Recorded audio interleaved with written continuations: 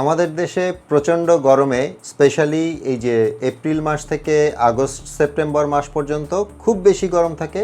এই সময় নিজের অবস্থা তো খারাপ হয়ই, তার উপরে আরেকটা প্যারা হচ্ছে মোবাইলটা গরম হয়ে যায়। আর মোবাইল গরম হয়ে গেলে কিন্তু হ্যাং করে।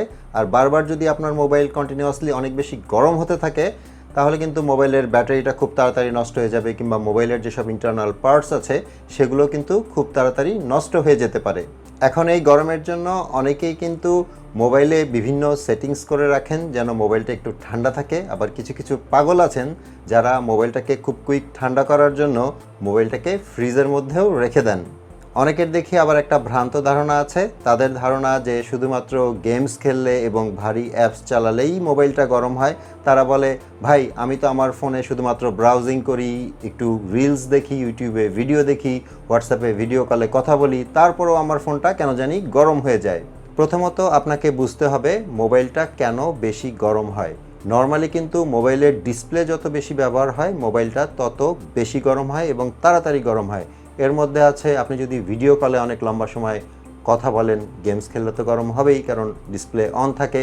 এরপর আছে আপনি যদি কন্টিনিউয়াসলি রিলস দেখতে থাকেন, ইউটিউবে ভিডিও দেখতে থাকেন, তখনও কিন্তু মোবাইলটা খুব তাড়াতাড়ি গরম হবে। আবার যেসব জায়গায় অনেক বেশি গরম, যেমন ধরেন রান্নাঘরে যদি আপনি মোবাইল চালান তাহলে কিন্তু আপনার মোবাইল খুব তাড়াতাড়ি গরম হবে।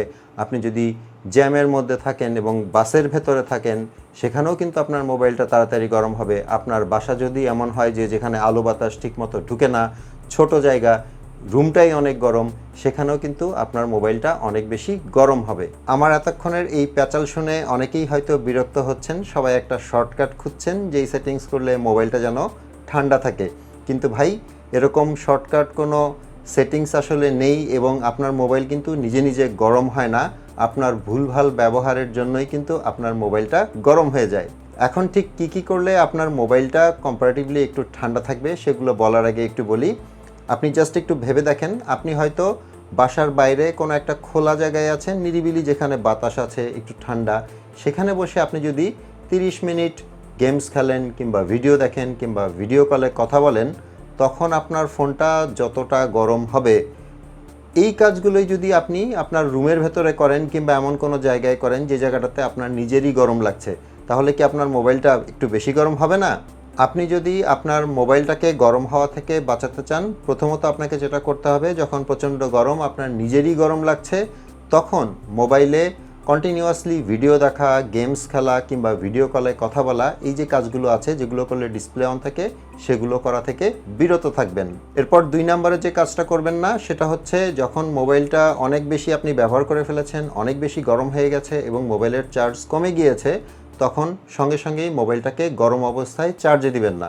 ফোনটাকে একটু ঠান্ডা হতে দিন, দরকার হলে ব্যাক কভার খুলে নিন, তারপরে মোবাইলটাকে চার্জে বসান। কারণ গরম মোবাইল যদি আপনি চার্জে বসান তাহলে সেটা আরও গরম হয়ে যাবে এবং এটা মোবাইলের যেসব পার্টস আছে ভেতরের ইন্টারনাল, সেগুলোর জন্য এবং মোবাইলের ব্যাটারির জন্য খুবই ক্ষতিকারক। 3 নম্বরে যেটা করতে পারেন সেটা হচ্ছে, প্রচণ্ড গরমে যখন অনেক রোদ থাকে বাইরে, আপনি রাস্তায় আছেন রোদের মধ্যে, তখন ডিরেক্টলি যেখানে রোদ পড়ছে সেখানে দাঁড়িয়ে এই যে ভিডিও কলে কথা বলা কিংবা ভিডিও দেখা, এই টাইপের কাজগুলো করবেন না। পারতপক্ষে মোবাইলটা কম ব্যবহার করবেন, খুব জরুরি দরকার না হলে মোবাইলটা ওখানে ব্যবহার করবেন না।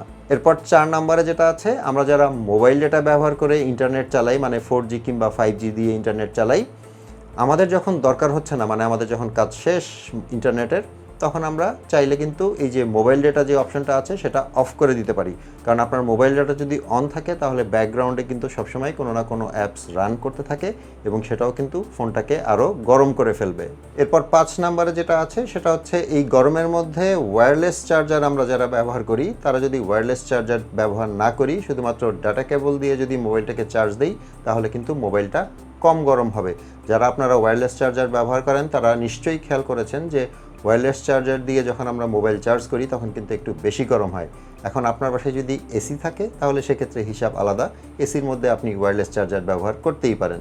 আসলে এমন কোনো ম্যাজিক্যাল সেটিংস নেই যেটা করলে আপনার মোবাইল ঠান্ডা থাকবে, কখনোই গরম হবে না। এটা সম্ভব না, আর যেটা সম্ভব না সেটা আমি আমার ভিডিওতে কখনোই বলি না।